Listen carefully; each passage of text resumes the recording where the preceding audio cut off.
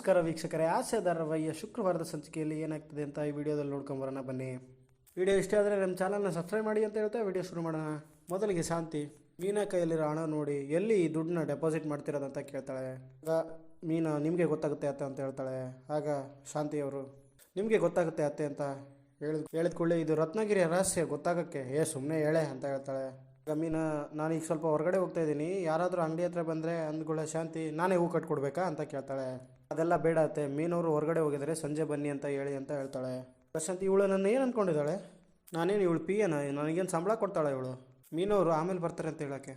ರೋಹಿಣಿ ಮತ್ತು ತನ್ನ ಫ್ರೆಂಡು ಹೀಗೆ ಸೂಪರ್ ಕಣೆ, ಹೂ ಕಟ್ಟೋದ್ರಲ್ಲಿ ಇಷ್ಟೊಂದು ಲಾಭ ಇದೆ ಅಂತ ಹೇಳಿದ್ರೆ ನೀನು ಈ ಬಿಸ್ನೆಸ್ ಎಲ್ಲ ಬಿಟ್ಟು ಹೂ ಕಟ್ಕೊಂಡೇ ಇರ್ಬೋದಲ್ಲ ಅಂತ ಕೇಳ್ತಾಳೆ.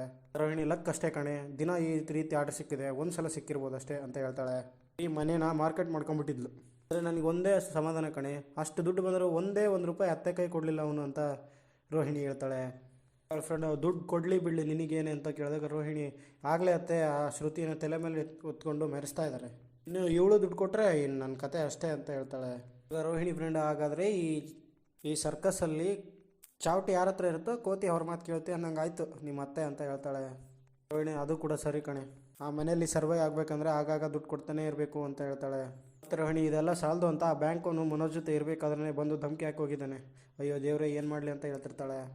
ರೋಹಿಣಿ ಫ್ರೆಂಡು ಇಷ್ಟು ದಿನ ಇಲ್ದಳು ಅವ್ರು ಯಾವಾಗ ಬಂದರೆ, ರೋಹಿಣಿ ಎಲ್ಲ ಕರ್ಮ ಪೂಜಾ ಪಾಸ್ಟಲ್ಲಿ ಮಾಡಿರೋ ತಪ್ಪು ಪ್ರೆಸೆಂಟಲ್ಲಿ ನನ್ನ ಕಾಡ್ತಾ ಇದೆ, ಅಯ್ಯೋ ದೇವರೇ ಯಾವಾಗ ಹೇಗೆ ಸಿಕ್ಕಾಕೊಂತೀನಿ ಅಂತ ಗೊತ್ತಿಲ್ಲ ಕಣೆ ಅಂತ ರೋಹಿಣಿ ಹೇಳ್ತಾಳೆ.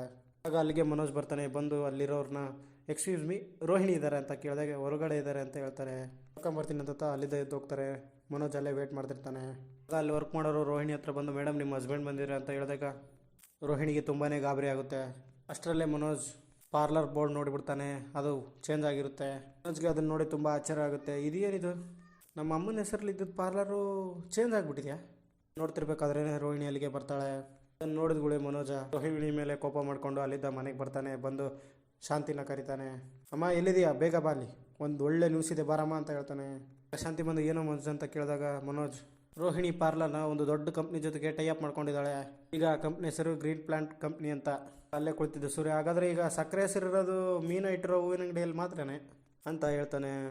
ಕೋಪಗೊಂಡ ಶಾಂತಿ ಇಂಥ ಸೀದಾ ಹೋಗಿ ರೋಹಿಣಿನ ಎಳ್ಕೊಂಬಂಡು ಇದು ಒಂದೇ ವಿಷಯನ ಮುಚ್ಚಿಟ್ಟಿರೋದು, ಇನ್ನೂ ಏನಾದರೂ ಇದೆಯಾ, ಎಷ್ಟು ಪ್ರೀತಿ ಕಾಳಜಿ ತೋರಿಸಿದ್ದೀನಿ ನೀನು ನನಗೆ ಮೋಸ ಮಾಡಿಬಿಟ್ಟೆ ಅಂತ ಬೈತಿರ್ತಾಳೆ. ನಿಜ ಹೇಳು ಇನ್ನೂ ಎಷ್ಟು ವಿಷಯ ನನ್ನಿಂದ ಮುಚ್ಚಿಟ್ಟಿದೆಯಾ ಅಂತ ಕೂಡ ಕೇಳ್ತಾಳೆ. ರೋಹಿಣಿ ಅದು ಎತ್ತೇ ನೀನೇನು ಮಾತಾಡಬೇಡ, ಇನ್ನು ನನ್ನಿಂದ ಯಾವ್ಯಾವ ವಿಷಯ ಮುಚ್ಚಿಟ್ಟಿದೆ ಅಂತ ಹೇಳು ಅಷ್ಟೇ ಸಾಕು ಅಂತ ಹೇಳ್ತಾಳೆ. ಓಕೆ, ಥ್ಯಾಂಕ್ ಯು ಫ್ರೆಂಡ್ಸ್, ಇದಿಷ್ಟು ಶುಕ್ರವಾರದ ಪ್ರೋಮೋ ವಿಡಿಯೋ. ಶುಕ್ರವಾರದ ಸಂಚಿಕೆಯನ್ನು ಶೀಘ್ರದಲ್ಲೇ ಹಾಕಲಾಗುವುದು. ದಯವಿಟ್ಟು ನಮ್ಮ ಚಾನಲ್ನ ಸಬ್ಸ್ಕ್ರೈಬ್ ಮಾಡಿ ಅಂತ ಹೇಳ್ತಾ ವಿಡಿಯೋ ಮುಗಿಸ್ತಾ ಇದ್ದೀನಿ. Thank you.